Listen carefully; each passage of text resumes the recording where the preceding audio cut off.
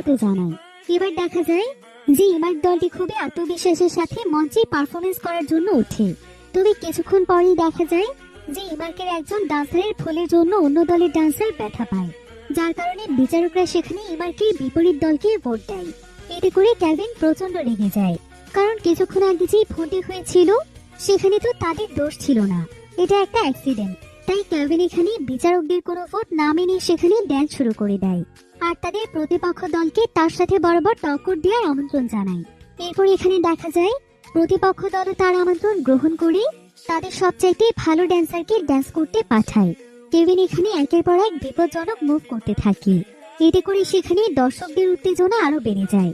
এবার আমরা দর্শকদের মধ্যে চ্যানকেও দেখতে পাই, যে কিনা মুগ্ধ হয়ে কেভিনের নাচ দেখছিল। চ্যান আসলে ইমার্ক টিমের অনেক বড় একজন ফ্যান ছিল। এদিকে কম্পিটিশনের উপস্থাপকের কথা থেকে জানা যায় যে দিনের দল প্রতি বছরই ফাইনালে আসে, তবে তারা আজ পর্যন্ত কখনোই চ্যাম্পিয়ন হতে পারেনি। তবে এবার টিমে কেভিন থাকার কারণে তাদের চ্যাম্পিয়ন হওয়ার একটি সম্ভাবনা দেখা যাচ্ছে। এদিকে দেখা যায় যে কেভিন এখানে দুর্দান্ত পারফরমেন্স করে। তার পারফরমেন্স এত বেশি ভালো হয়েছিল যে সবাই এখানে একদম মুগ্ধ হয়ে যায়। আর কিছুক্ষণ পরেই দেখা যায় যে সত্যি সত্যি আজকে প্রথমবারের মতো কেভিনের জন্য ইমার্ক টিম চ্যাম্পিয়ন হয়েছে।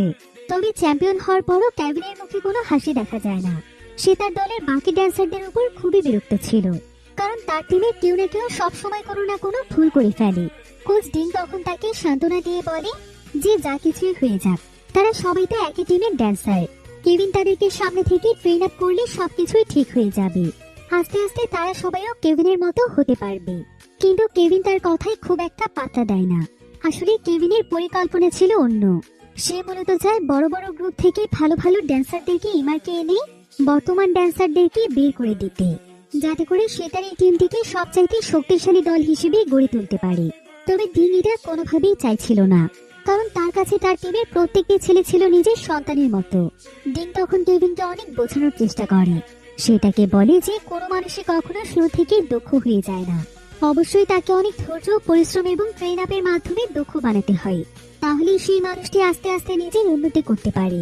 তাই এভাবে টিমের ছেলেগুলোকে বের করে দেওয়াটা উচিত হবে না। কিন্তু কেভিন এখানে কোচের কোনো কথাই শুনতে চাইছিল না। কেভিন মূলত চাইছিল যে তার নিজেকে সেরা প্রমাণ করতে হবে। তবে তার দলেরই যদি এই অবস্থা হয় তাহলে তো সে কিছুই করতে পারবে না। তাই কেভিন এখানে কোচকে উল্টো বিষয়গুলো বুঝিয়ে বলার চেষ্টা করছিল।